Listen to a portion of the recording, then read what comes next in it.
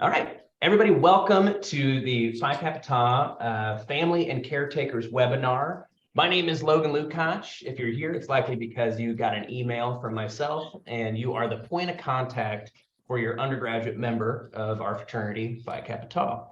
And hopefully none of these emails came as a surprise to you that your son had joined a fraternity. Never is supposed to be a shock. We hope those conversations are happening in advance.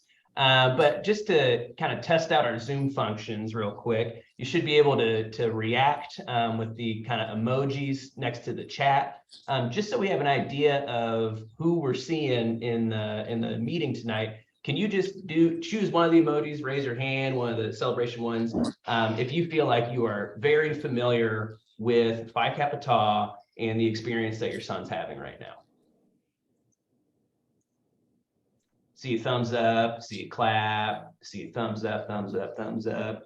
All right, the checkerboard's starting to fill in a little bit, and that's great for us to see, and I think that's a good baseline for our presenters. And for those who did not put a thumbs up or emote, either it's technical difficulties or that's why you're here. And hopefully throughout the course of this evening, 45 minutes to an hour, however long it runs, we hope that we'll be able to give you a better overview of some of the services that we offer your son and his chapter as a brother, as an individual, and hopefully just as an overall man of distinction who we aim to develop here at Phi Kappa Tau.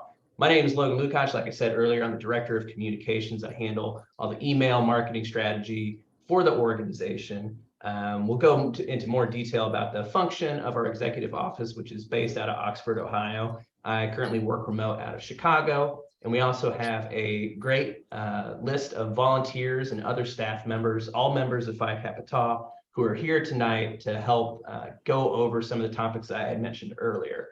So I'll progress now to who is on this call. So we have got our interim CEO, Sam Medley. We've got our national president who presides over the National Council and therefore the entire alumni and undergraduate membership of Phi Kappa Tau. That's Dale Holland.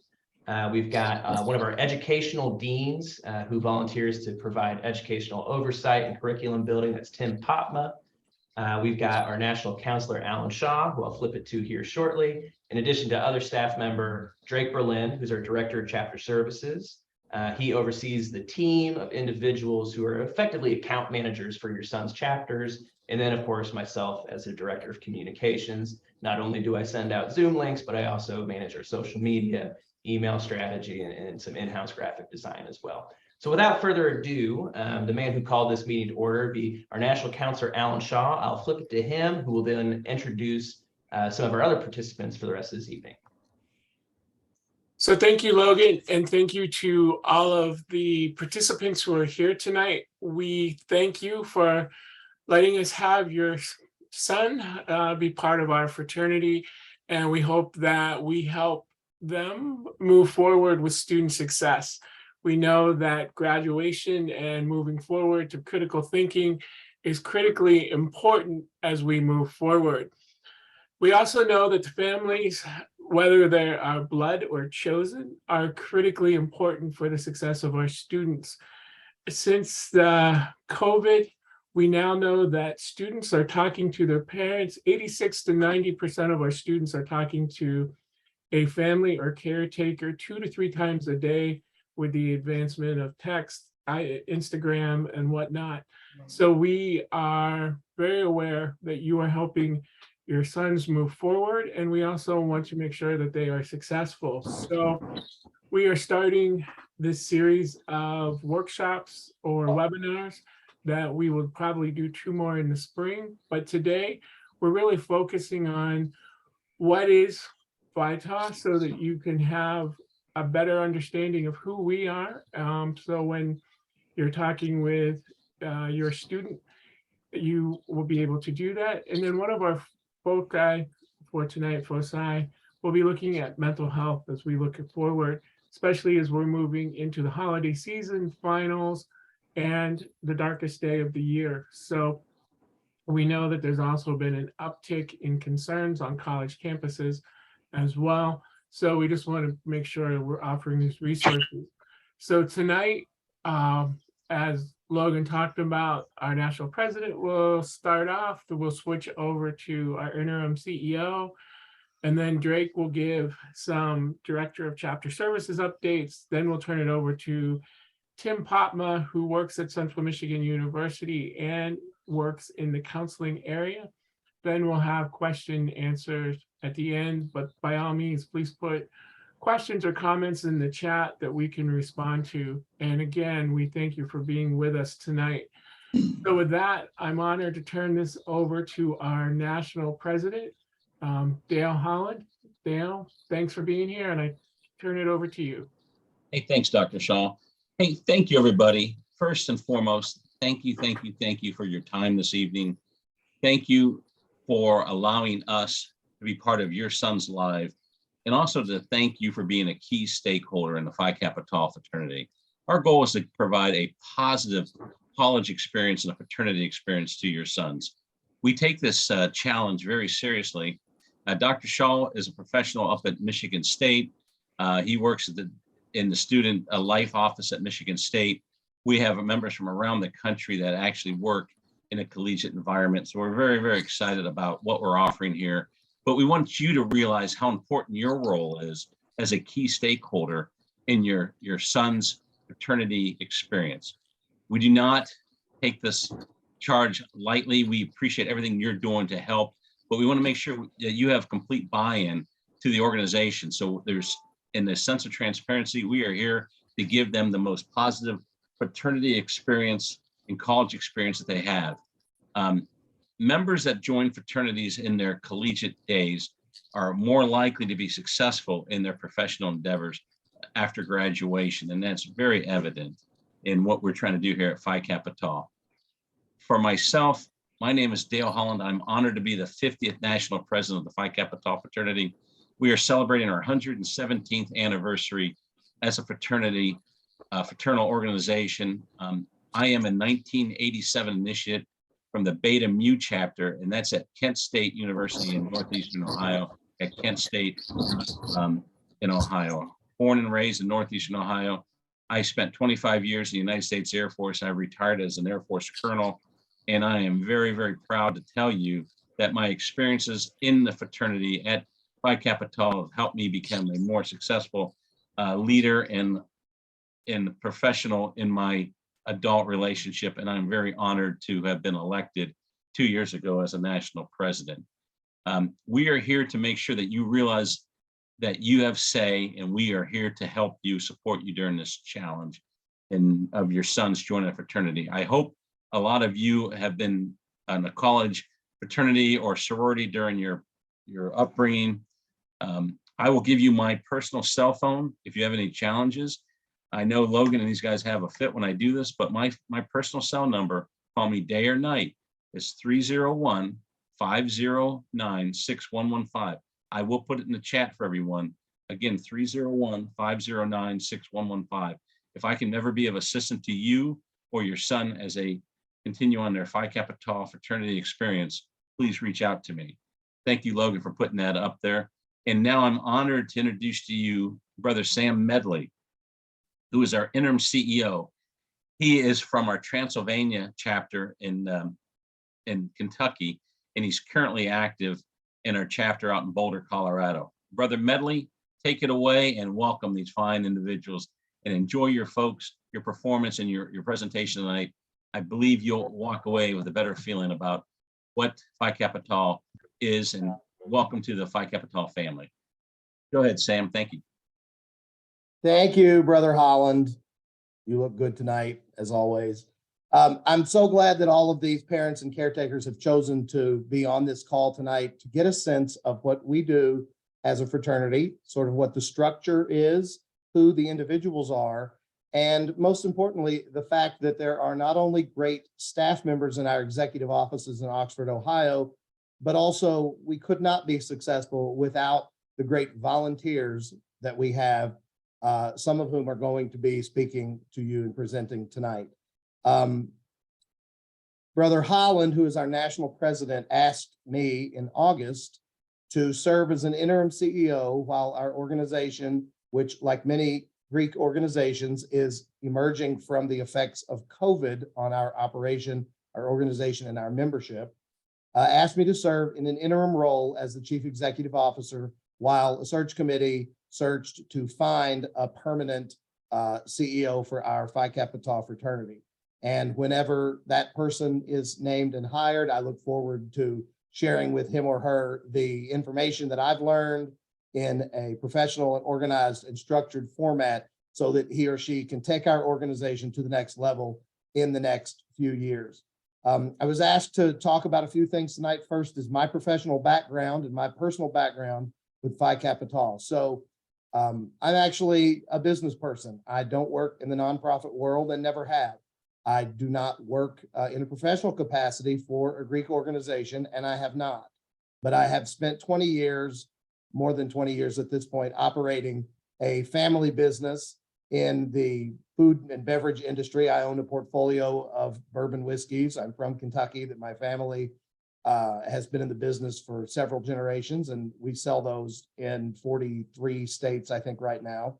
And in addition, I've operated a marketing and strategic consultancy since 2000. So that means 22 years I've been doing that.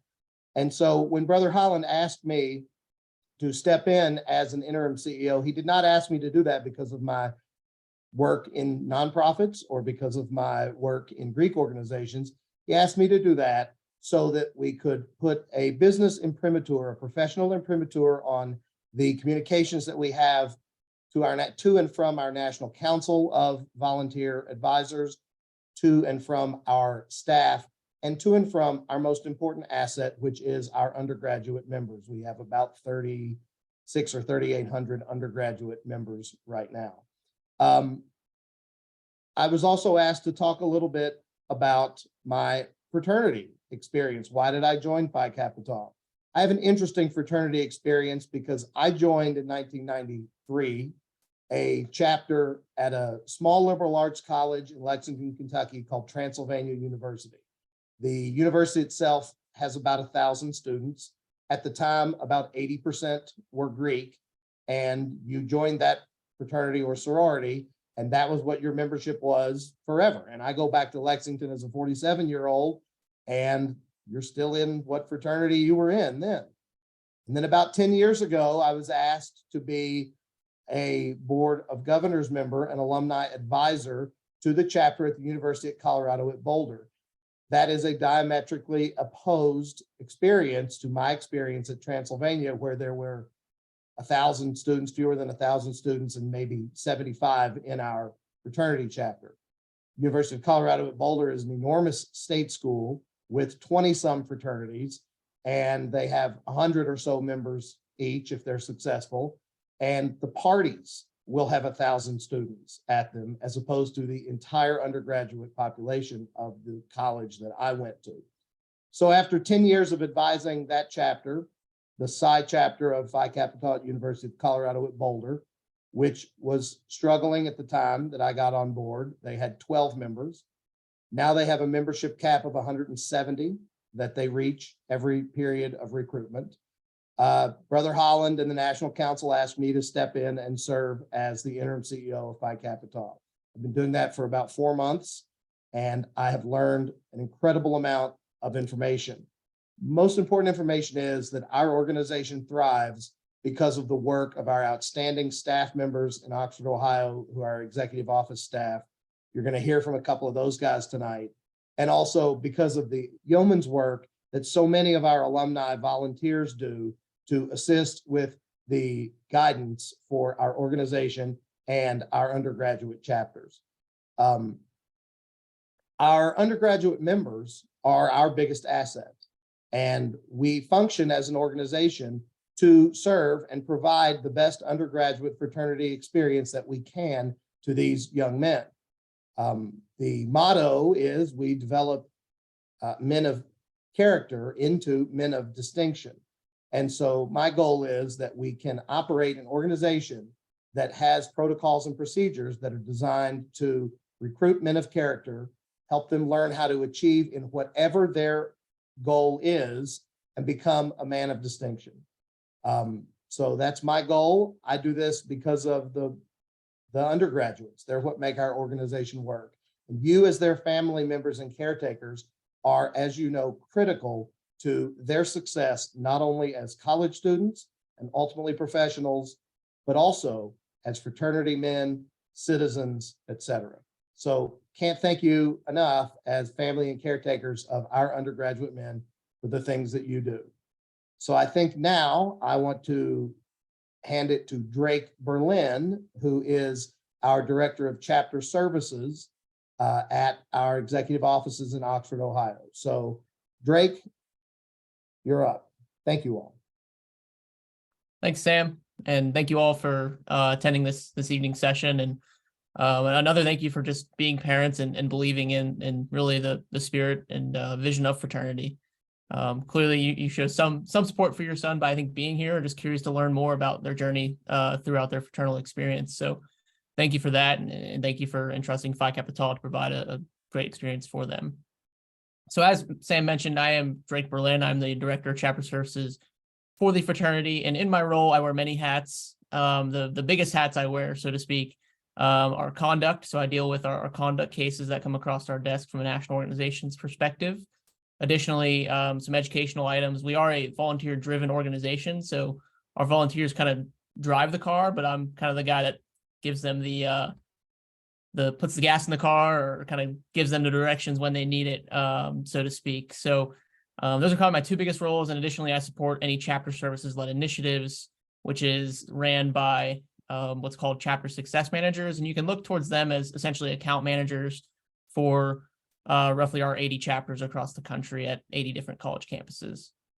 So next thing I want to chat about is just kind of give you a little bit of background on why I joined the fraternity. And similar to everybody else, I'm sure, didn't really expect to join a fraternity or really, excuse me, get involved with Greek life at all.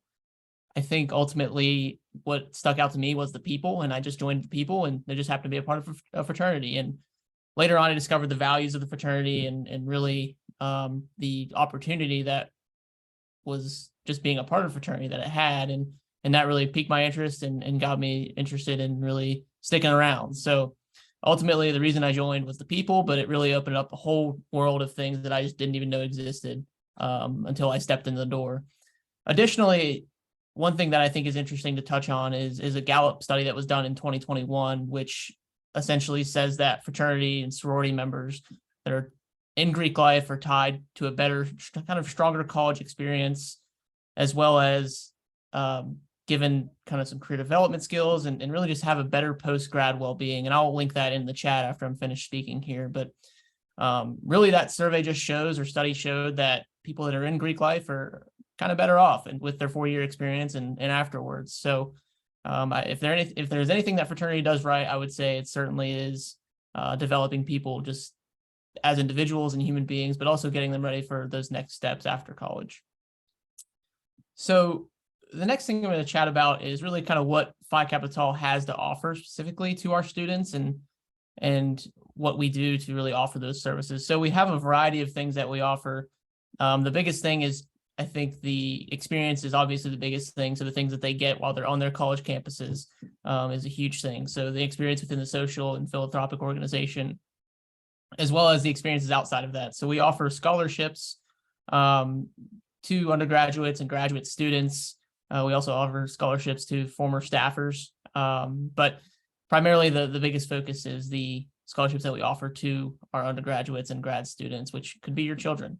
So I certainly would encourage you, if you have not, to encourage your son to apply for some scholarships. And this is a shameless plug for that, but the window to apply is now. And as we learn really throughout the scholarship process, is the biggest thing is just completing it. I think that's where we see the biggest pitfalls, is they may open it or start an application, but they never actually finish it. So, if there is one thing I guess I could add to your long list of already parental duties, maybe following up with your son and asking, hey, did you finish your scholarship, would be a great task at hand. Additionally, we offer a variety of support systems for our chapter leaders. So any chapter officer really has somewhat of a touch point with our office specifically, as I mentioned earlier, with that success manager. They kind of touch base with them to make sure that they are doing everything they can to have a successful chapter experience. And that chapter experience, deeming it successful, is kind of based on a variety of things, we have something called the Bordell Challenge, which is kind of like our standards of excellence, or really the test of, is a membership experience beneficial? And it's really 13 metrics of a variety of things. And again, I don't want to bore you too much with those logistics, but those success managers having conversations with those chapter leaders and really just talking to them, what can we do to help you or support you as you are a chapter leader or, a chapter officer during this time. Other things that we do is educational programming. So we offer a variety of educational programs. Generally, it's more focused towards those chapter leaders, but we do have general programming towards just general members, so to speak. So one of our upcoming programs is titled Zenith Officer Institute, and it's actually for chapter officers. And they'll be attending that in January. It is for our presidents, our risk management chairman, our recruitment chairman, and our membership orientation officers, so our new member education folks. So they'll be attending those programs and getting kind of a better idea of how to just do their positions, as well as be given some resources to succeed and really just learn more about themselves and the fraternity and all that good stuff. Some other programs, one thing that we do, it's a pretty big program, is called Leadership Academy, in which emerging leaders attend and learn more about their own leadership styles. And I can confidently say that Leadership Academy program is probably one of our staples, so to speak, in the fraternity experience. And a lot of folks really find out, okay, this is who I am as a person. I'm going to run with this for the next 4 years, or however long after, they decide to kind of re-identify or redefine their leadership styles. We do have a variety of other educational programmings that are, again, more individual and more niche towards chapter officers, but we definitely pride ourselves on our ability to educate our men from a physical standpoint, and then also from a virtual world in which we provide virtual opportunities like this program itself. Other areas that I want to chat about is basically some of the emergency information or areas in which kind of my job gets involved. So we do have a emergency hotline, which is similar to a crisis hotline, in which somebody can call and they'll get an answer, or they'll get an emergency voicemail and they'll get a response within 8 to 10 hours. I'll also drop a link to that if Logan doesn't beat me to it.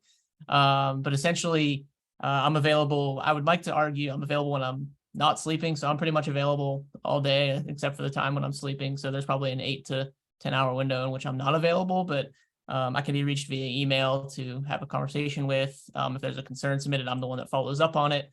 Really, if there's any questions that you might have about your son's college experience or fraternity experience, rather, I could certainly answer that question. Or if I don't have the answer, I will do my best to get you an answer. So that's really kind of all I wanted to chat about today. And like I said, feel free to connect with myself and we can chat more about your son's fraternity experience, or, this is a great group of guys on here that can answer questions as well. But thank you again for providing me the opportunity to speak. And thank you again for just being, the support system for your son. And with that, it's certainly my pleasure to pass it off to Tim Popma, who is a licensed counselor, at his alma mater, Central Michigan. So Tim, the floor is yours.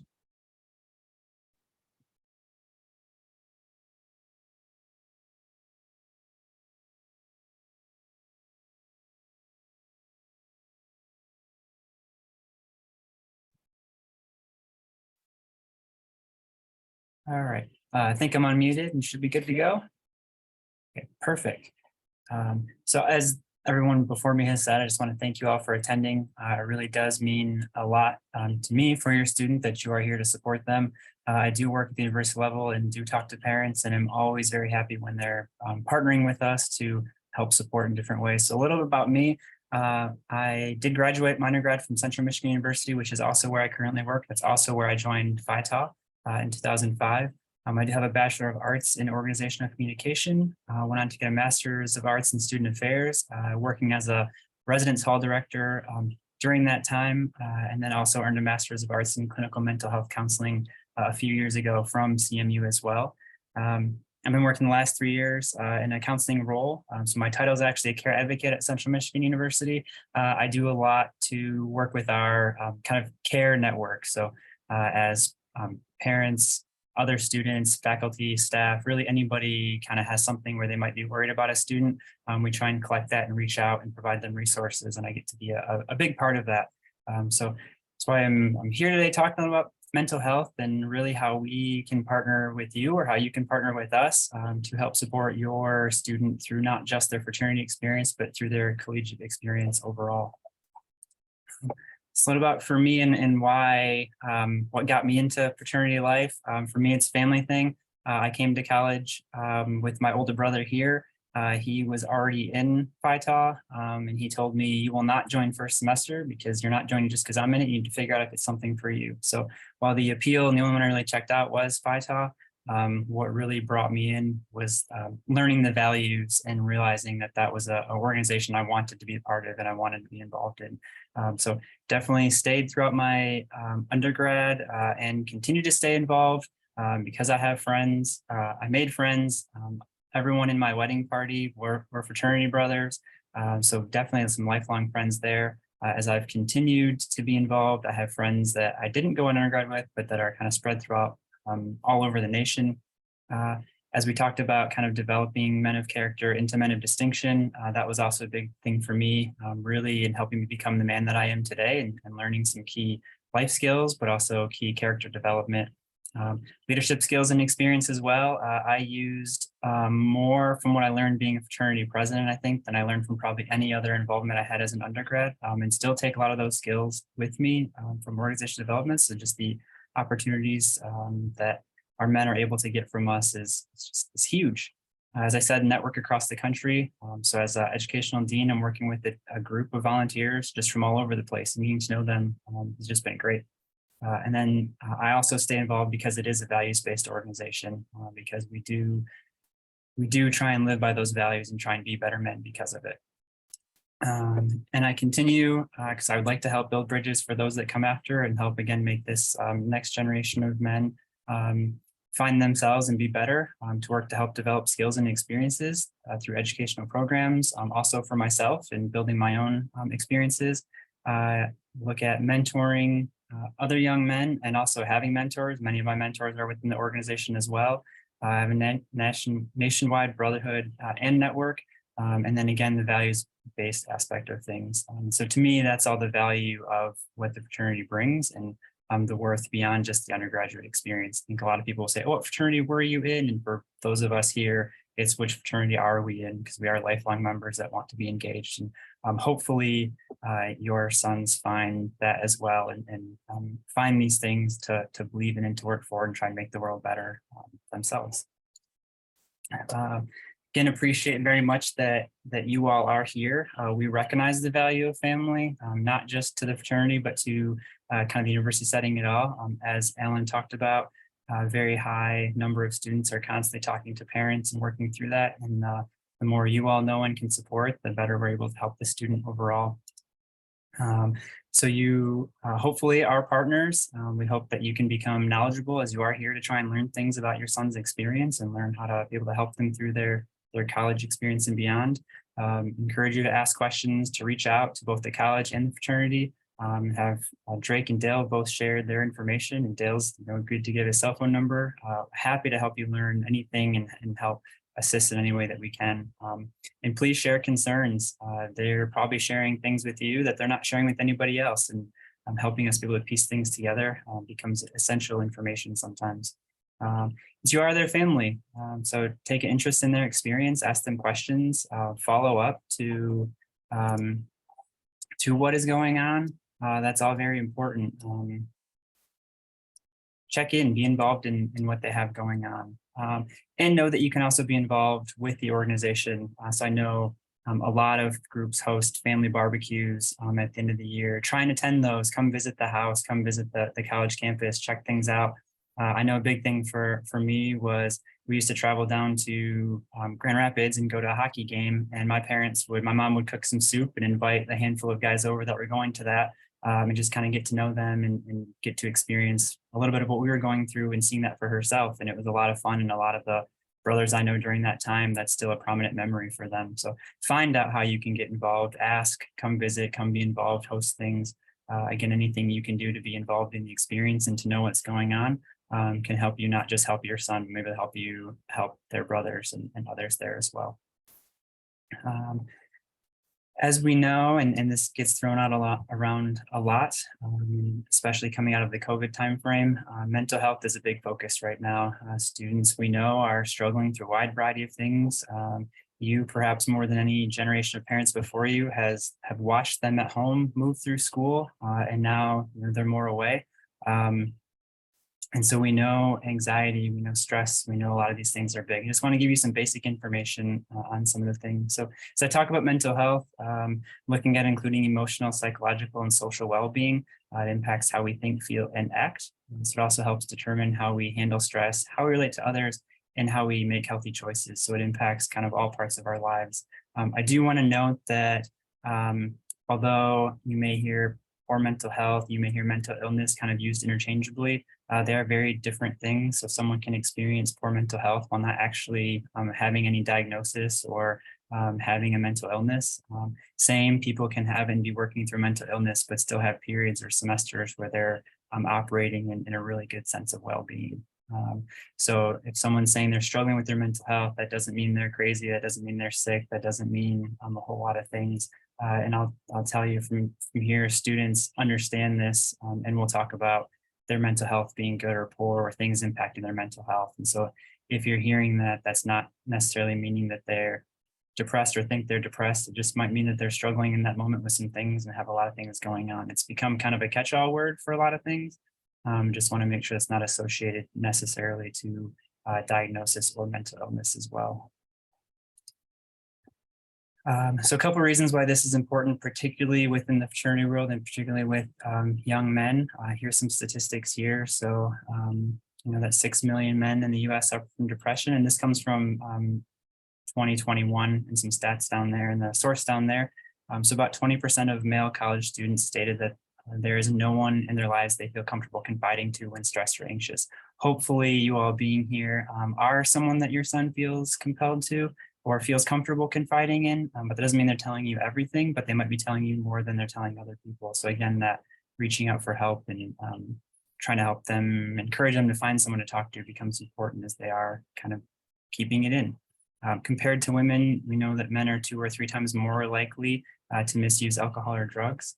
We know about 1 in 4 men over the 18 have reported binge drinking in the previous months. We know that's a common source of coping and a tool and very present in different parts of the college experience. We know that 1 in 5 men will report alcohol dependency during their lifetimes. Men have died by suicide more than 3 times as often as women in 2019. And then we know within our organization and across the country, it's not unique to us, but we know that we have lost a few brothers in the past regarding suicide. And so we have tried to be on the forefront of educating and being proactive about helping both our members and supporters know resources and know how to help and have tools and skills to be able to intervene. So we further, and this is pretty traditional, but men are more often socialized to externalize their struggles toward the environment. So we often see more anger, we see more substance abuse, we see more suicidal completion with men than with women. We do see school dropout come into play, violence, both towards other people and potentially self-directed. And we also might see intimate partner domestic violence and bullying. And so these are all reasons why being able to ask your son and ask your son's friends what's going on and helping them try and have ways to be able to process through some of the stuff can help them be healthier and help them be feel supported and be able to work through some of the things that they're going through in a very different way.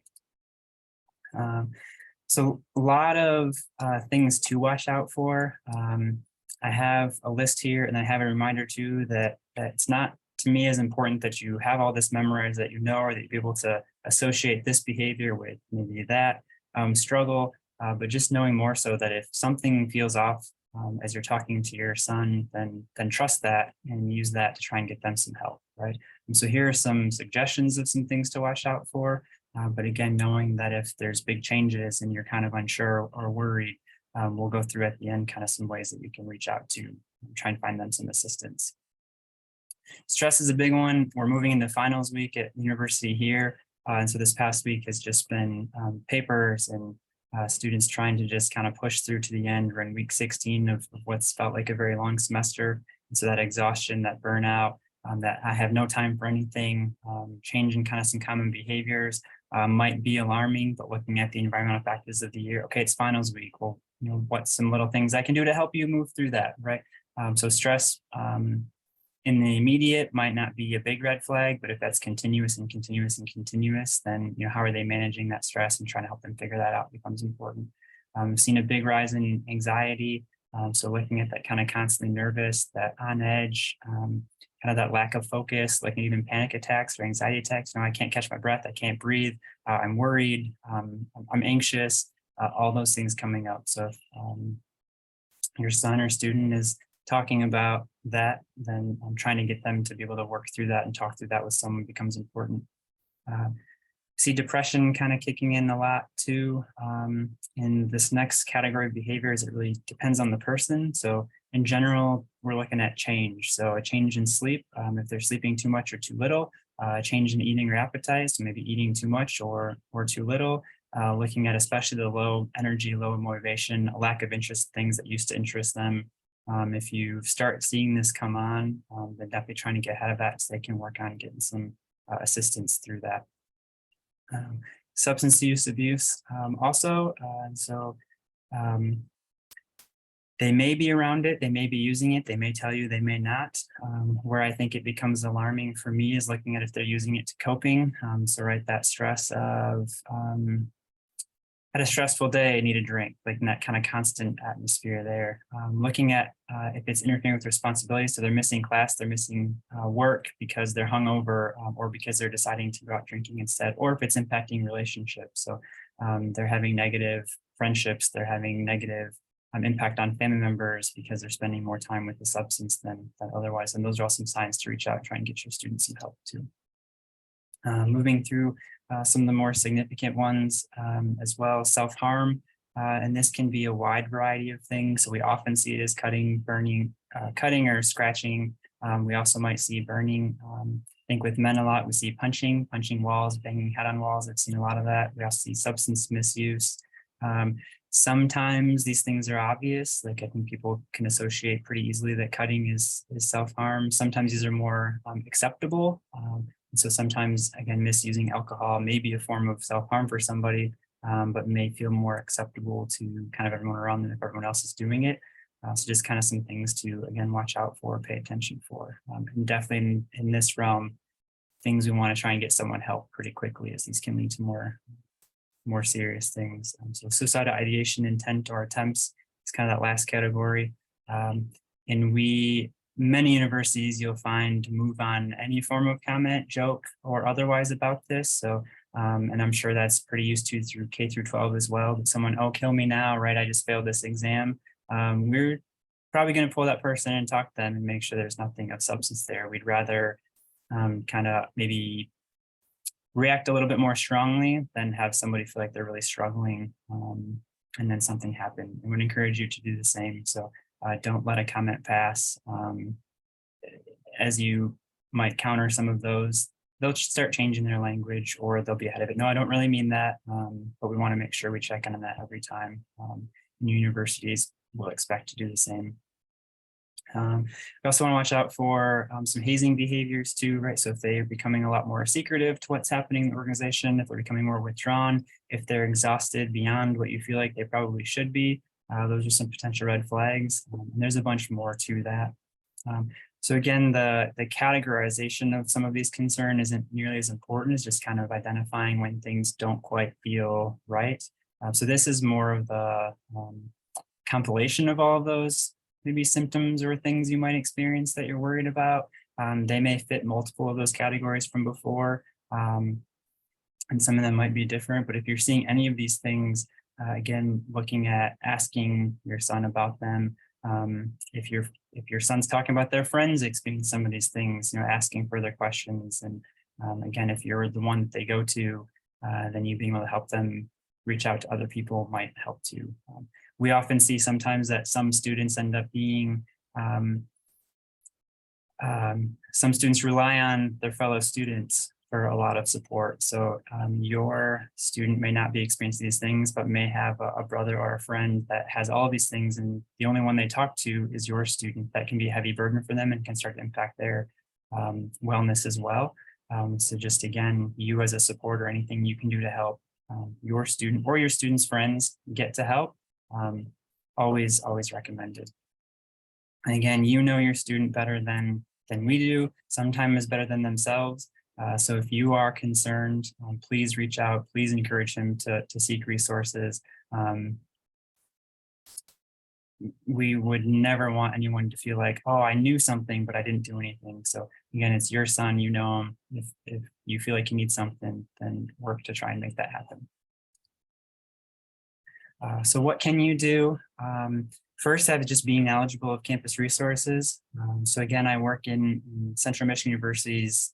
We call it a care system. Most universities have some form of kind of people within the university that do collect information from wherever it comes from, do kind of piece together and look for concerns, and not from a disciplinary or behavioral standpoint, but from a strictly support standpoint. So some of the care reports we get in are, someone has financial concerns, someone hasn't been eating because they can't afford food maybe.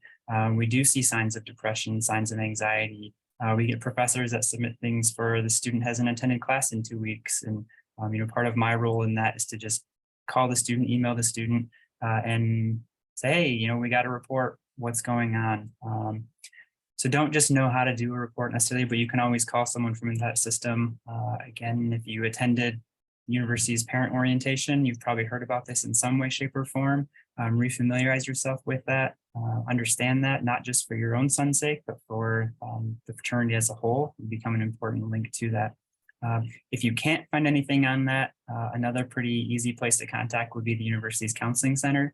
Most counseling centers or most campuses have a counseling center in some way that do provide either free or low cost counseling for current students. And I know they're seeing uptick in parent phone calls, but they love it because they can say, here's what we can offer, here's what else is around, and make sure that students are knowledgeable about resources and can get wherever they need to.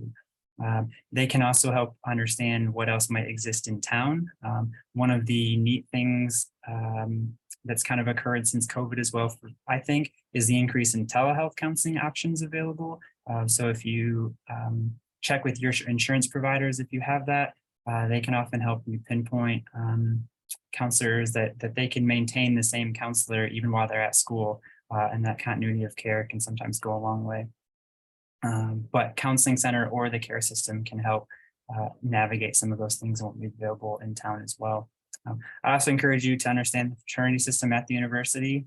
So learning who the either dean of students or the director of fraternity and sorority life might be, and being able to ask questions or understand. So again, if you're seeing big red flags, or if you're seeing really great things happen, you can let them know to help get further support, not just for your son, but for your son's organization as a whole.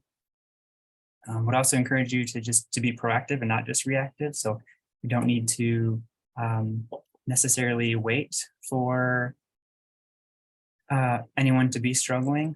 Would really encourage you to work to get your son connected to counseling or to make sure that they have someone to talk to. Again, that slide earlier was that most or a good 20% of men feel like they don't have someone close that they can talk to. So if you find out that your son is one of those, helping him figure out who that can be.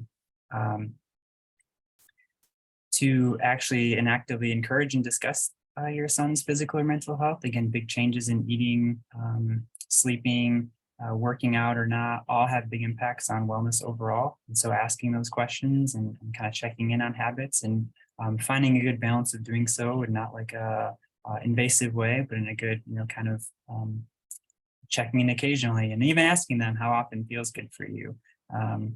I know sometimes it's, yeah, well, we're here if you need me. And then as a college student working in a campus environment, sometimes it's like, whoa, 2 weeks has passed and it doesn't even feel like that because you just get so caught up in the moment. So if they aren't checking with you as much, that could just be because they're caught up in everything that's happening. And so you checking with them can go a long way. And then last, for the being helpful and reaching out if concerned, again, use the university's care system, whatever that might look like. Contact the Office of Fraternity and Sorority Life, contact the National Fraternity. And I saw Drake posted a link there for submitting concern about through FITA to help get back to reach out.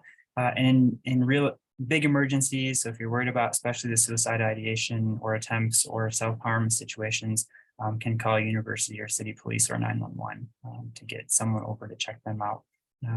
Big reminder for you is that you don't need to have all the answers. So I know I gave a lot of information there, gave a lot of things to watch out for, but just kind of trusting yourself. Know that they might ask you questions, but you don't need to have all the answers. And you're not alone, and there's plenty of people that do want to help. So just kind of some last thoughts from me is that we all present here care about your student, but also your universities have things in place and do care about your students. We do want them to be successful. We do want them to be healthy, just like you do. We don't often know what's going on. And so anything you can help provide to help us give them and make sure they have the right resources is always appreciated. Again, you know your students, so if something seems off, figure out who to reach out to, figure out how to help them, ask questions, ask your student also and your student's chapter how you can support. What does that look like? The quick thing might be, they're always asked for money, but what non-monetary thing can you do? Can you send food or help that way? Can you attend an event? Can you host something? Just try and figure out and be involved in whatever way you can. I know I'll leave my email there as well. So if anything through this you have questions, or again, I've become pretty familiar with navigating my town, but university websites can be confusing. I'm happy to help you try and figure out what might be available at your son's university or your son's university's town or whatever comes from there. So yeah, please feel free to reach out. And I think we're moving into the Q&A part. Yep, that is correct. So I will take your spotlight off here. So Tim, thank you so much for volunteering your time and talents. And I was telling Tim before this all started that, I always look forward to his talks. I feel like I learned something new and also kind of feel like at a place of peace as he's talking through these pretty serious topics that impact all of us, undergraduates or not. So right now, we hope that we've connected some dots between the fraternity, your student, and your role in his fraternity journey. But we have some time here. We don't have a hard stop at 8. We can go past that, but I know probably some of you would like to get back on with your evenings at some point. But we do have some time for some questions that can be directed at anyone who spoke tonight. If a fellow parent feels like they may have some good feedback to give as well, feel free to hop on. So we will now take some questions either through the chat, or if you'd like to unmute yourself and ask them to us. But before we open that up fully, I just once again, on behalf of Phi Kappa Tau executive offices, on behalf of the Phi Kappa Tau National Council, and really all of our brothers undergraduate as well, thank you all so much for being here.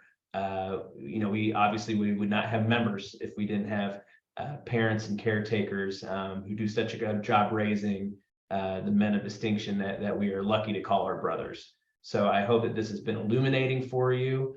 And I ask that if you have any really hyper-specific questions, use that contact page or the Find a Chapter page and find your chapter success manager, or talk to Drake or talk to Tim. That's a great offer on navigating university websites because they're all a little bit different. But if we're talking more general things or things that you hope was covered tonight that you think would be helpful for everybody, feel free to drop them in the chat or get on the mic now and ask away.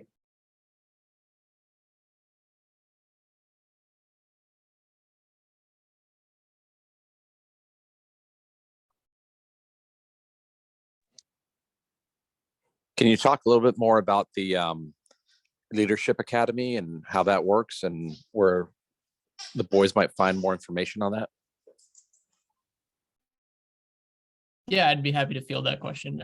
So Leadership Academy is generally happens in 3 sessions, really. With COVID, we learned that we had to be adaptable. So this summer, it was really only 1 session, and it was our first in-person session as a result as we enter this recovery phase, we'll call it.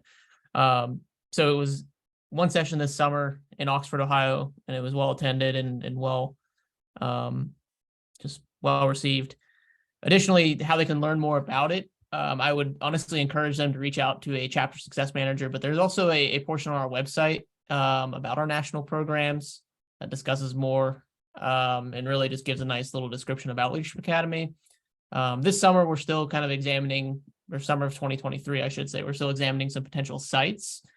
There is some opportunity for a site to be at a Serious Fun Children's Network camp, which is our national philanthropy. So getting some more exposure to that. So we're still kind of very much in the developmental phases of that program for summer 23. But as far as specific details, you can find more on our website. And I would say that's probably the best spot to look. And additionally, I think to kind of summarize what it is, it's just a leadership program where they can learn more about their skills, leadership style, and how to use kind of their own core values and be more effective and ethical leaders. So I think that's kind of the 30,000 foot overview. Great, thank you. All right, looks like we have a question in the chat here that I'll read out loud for everybody. So it says, how are all the offerings and guiding principles communicated to members at each individual college? Is there a standard presentation and regular meetings with deep dives into the fraternity? Drake, unfortunately, I think this one's you again, my man.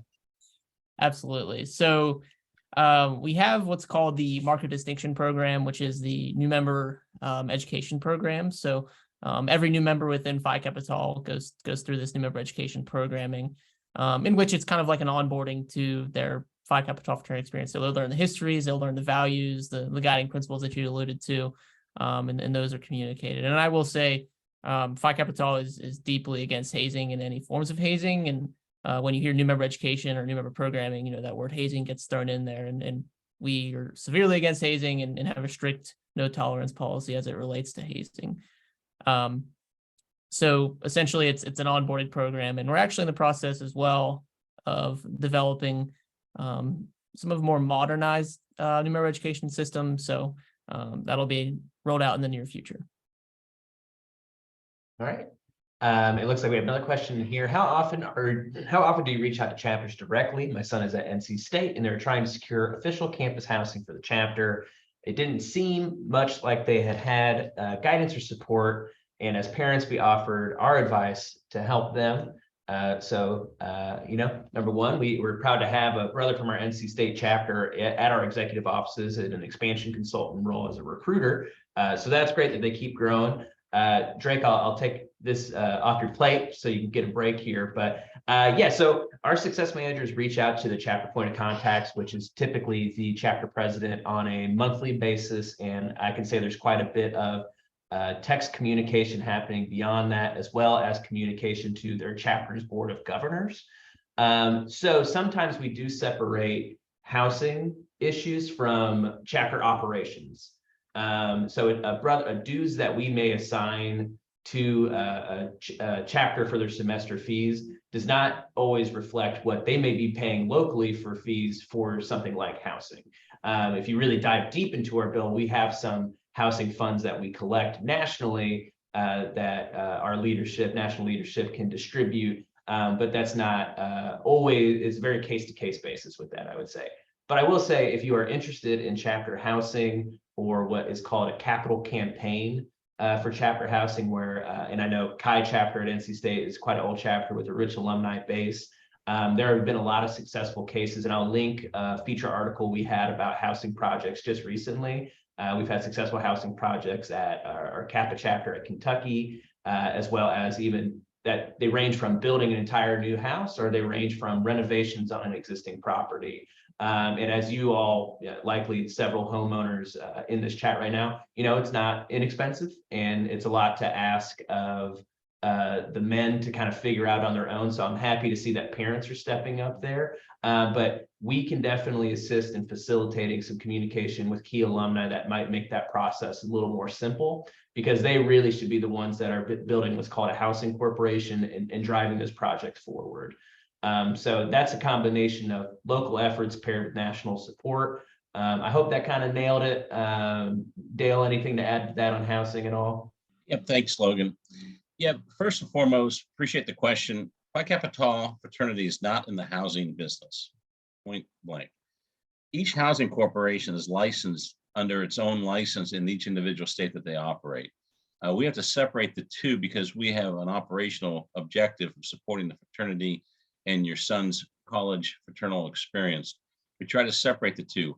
With the leadership level of alumni at each chapter is also a sub entity called a housing corporation. So we have some properties where a housing corporation exists where alumni or different housing entities were purchased over the years, and they manage that as its own individual company. And I know I talked to the guys there at NC State. They're really eager.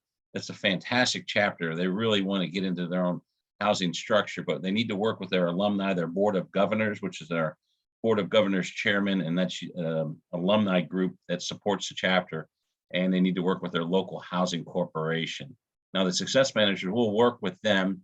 Drake works a lot with the board of governors, and we will also take conversations when we try to go to those chapters for visits for alumni events to help them on their path to securing properties.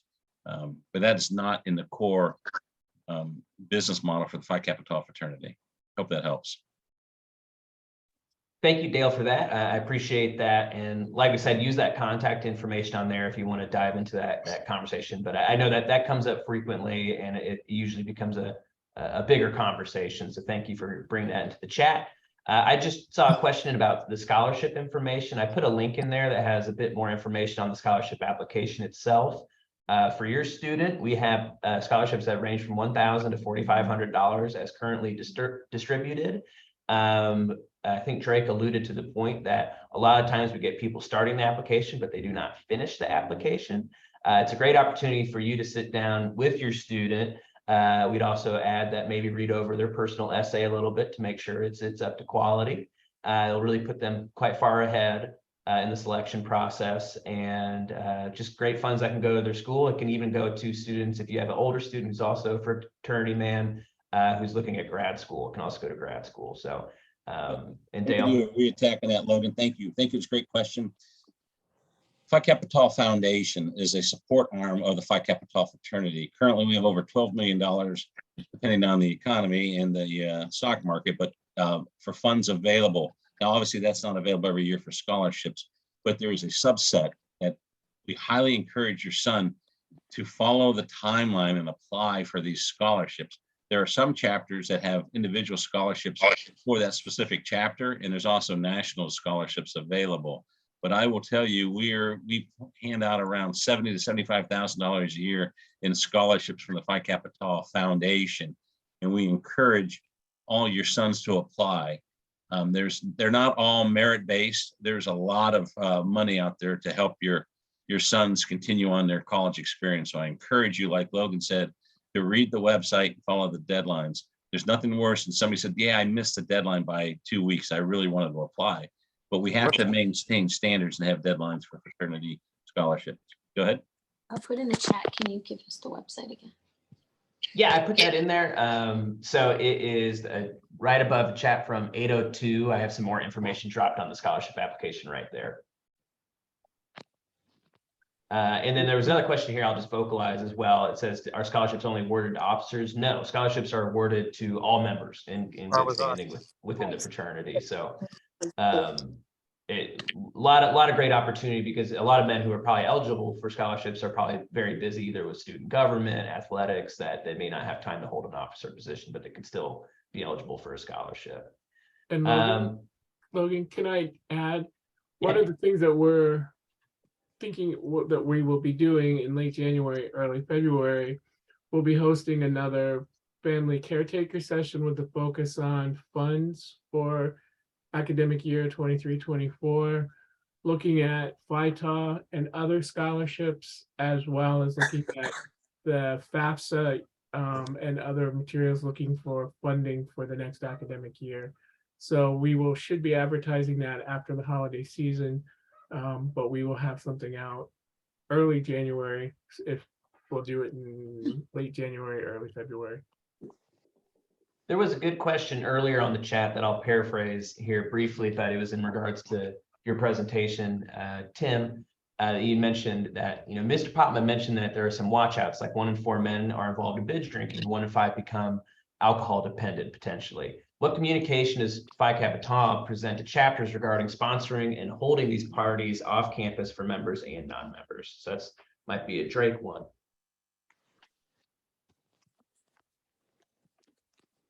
Yeah, so that's a great question. I think a lot of our programming and education, there's a variety of things that we do.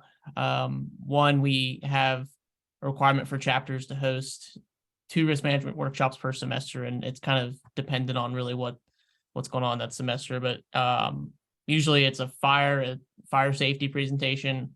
If they have a chapter house, they're required to have a fire safety presentation on things that like the building code, what to do in the event of a fire or health and safety incident. Then the other one is a general risk management overview. So risk management of or a presentation of our own risk management policy.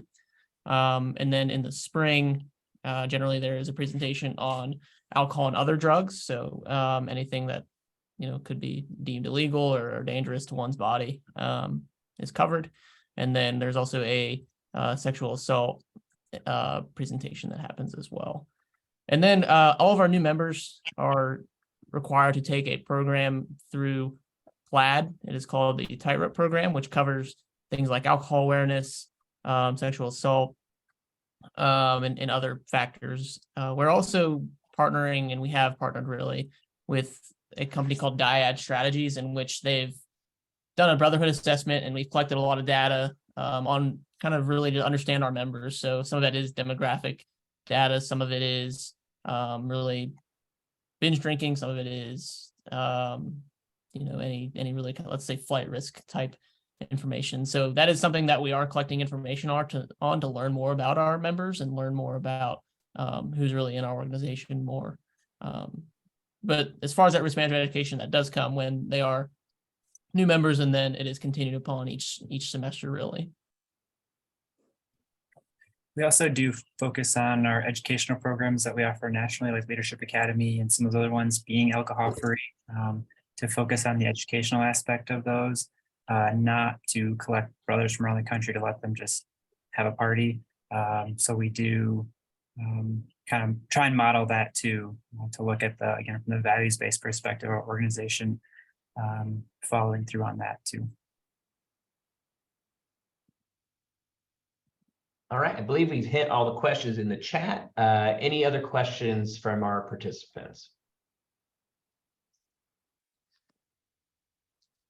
All right, well, there are quite a bit of links to resources in the chat. I want to thank all of our presenters once again for being here tonight.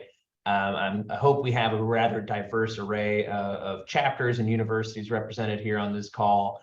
And one last parting thought is, there might be some other parents involved with your son's chapter that could use this information. So if you've got an email thread with them, a text chain with them, or if you need to get in touch with your chapter's president or point of contact, I'd recommend sharing this information or just shooting some highlights to them. Because a lot of chapters, especially who don't have that tight alumni base, rely on parent support, either at anniversary banquets, philanthropy events, and also just general guidance. So, and you parents can also be on their board of governors as well. You can be some of our key volunteers. So if you don't like the influences that your son has currently or locally, or there's nobody in the room helping them out, you can step up and do that too. You don't have to be wearing Phi Kappa letters to be a friend of Phi Kappa. So that's my shameless plug to get involved if you feel like they need some more support locally. All right, any other parting thoughts, Dale or Alan or Drake or Tim? No, just one takeaway from Dale Holland, National President. Thank you for your time. Thank you for your energy. We're here to help your son and their fraternity journey. The journey is not just a 2 or 3 year college experience, it's a journey through life. I'm a 50-plus-year-old man. I won't tell you how old I am, but my point is Phi Kappa Tau is a way of life, and it's not just for college. We have a lot of volunteers dedicated across the country, and they're just as passionate about organizations as they were 30, 40, 50 years ago when they were in college. And this is a lifelong commitment. We're here to make sure that they have the most positive college experience, fraternity experience they have, and we want them to be taking our roles in 20 or 30 years from now. And I really thank you for your passion to support us. And like Logan's cheap plug, which really isn't, you're always invited to any public event for Phi Kappa Tau. Obviously, you can't go to initiation and rituals, but if there is a dinner, or we have our big convention this summer coming up, you are always welcome to attend those events. There's nothing secret about what we do at Phi Kappa Tau. our goal is to make great brothers and continue on that journey for the passion of Phi Kappa Tau and lifelong bonds of friendship. So thank you very much for being here. You are a key stakeholder and we value your participation. So thank you very much. Thank you, Logan, team, Tim, Alan, Drake. Fantastic job as always. Appreciate you guys. Thank you.